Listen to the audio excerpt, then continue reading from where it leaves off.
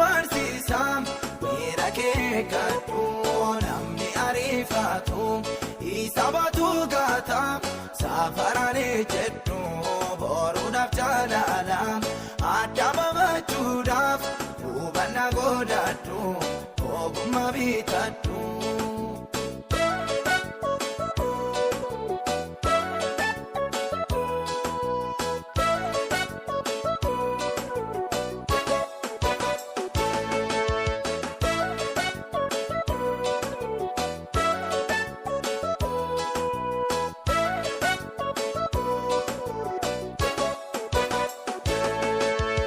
Akina dabartuuf gooftaa sagantiisa namni obsaa dhaabee riifannaa tokkoon kiyyootti diriirama dallasuu dadhabee tolaatti argamu gonfoon qajeelummaa dadhabbii barbaada injibbi rakkina humni irraa gubaate warqeen jala ba'a wanti jalaqqisu.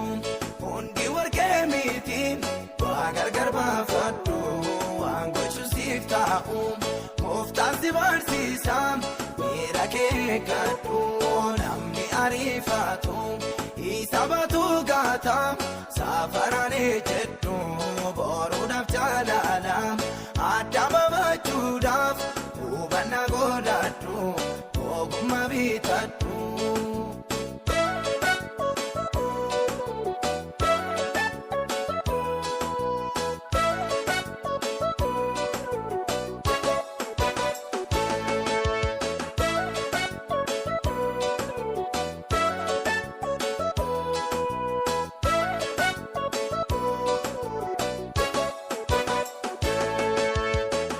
Madabadaatanii obsanii ba'uudha kaakuu eeggachuuni qormaata darbuudhaan maalee hin argamu gosaatti ulfinni jirma biyya lafaa nama baatee deemu dandeetti gaafata nama dhumaatti jaabatee dhaabatu barcuma yaabbata wanti jalaqqisu.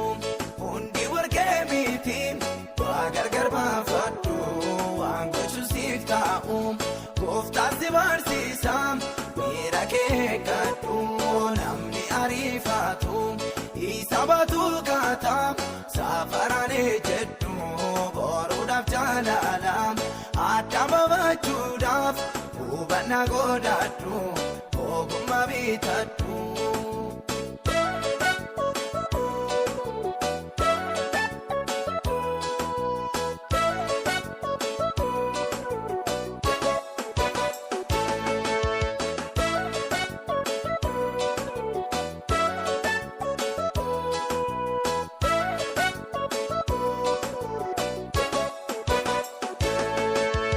Waan hundumaa dura maal akka taa'ee baaricha hubadhu hin taa'in adaara akka fardaaf gaangoo wangeelaaf jiraadhu mul'ata kee beeki gowwoomsa baay'eedha horii waan hundumaa sodaadhu gooftaa kee soobeessi balleessa barri dargaggummaa wanti jalaqqisu.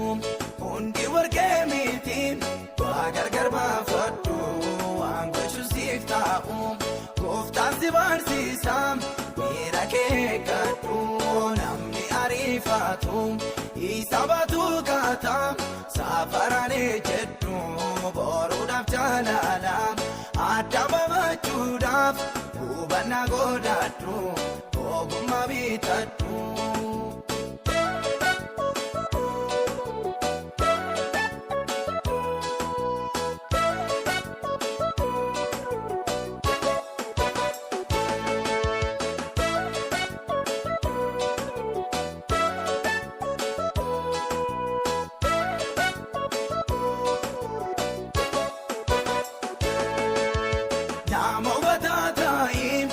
Addaan baasii beeki gaara itti kortu